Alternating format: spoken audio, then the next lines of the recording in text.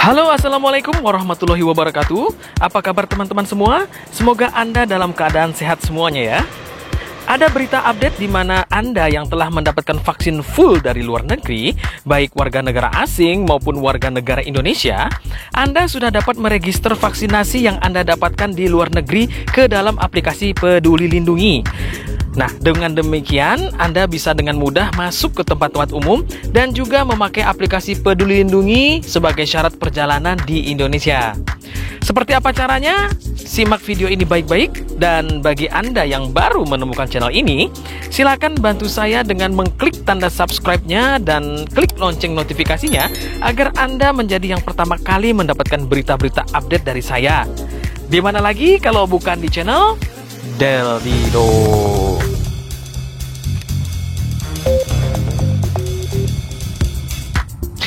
Baik, seperti yang kita ketahui bahwa selama ini aplikasi Peduli Lindungi hanya memuat sertifikat vaksin yang tersedia di Indonesia saja. Adapun aplikasi Peduli Lindungi kini menjadi syarat masuk di sebagian besar tempat umum dan syarat perjalanan di Indonesia. Lalu, bagaimana dengan warga negara Indonesia yang saat ini bekerja di luar negeri dan sudah mendapatkan vaksinasi full di negara lain ya? Apakah masuk ke Indonesia harus vaksin kembali? Atau kalaupun tidak perlu vaksin, apakah harus membawa hard copy bukti vaksin kemana-mana?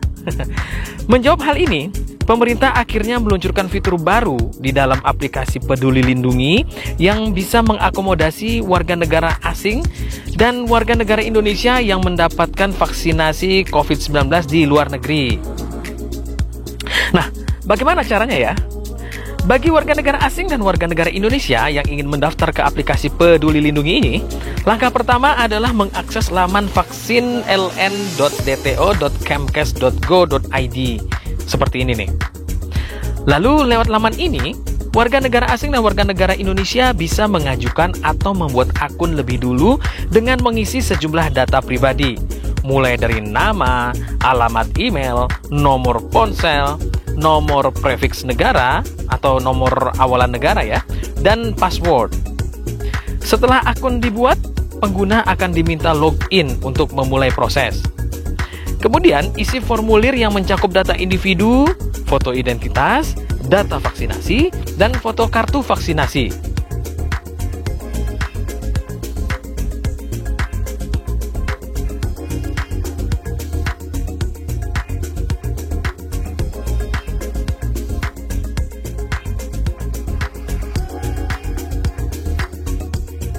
Selanjutnya, data pendaftar akan diverifikasi.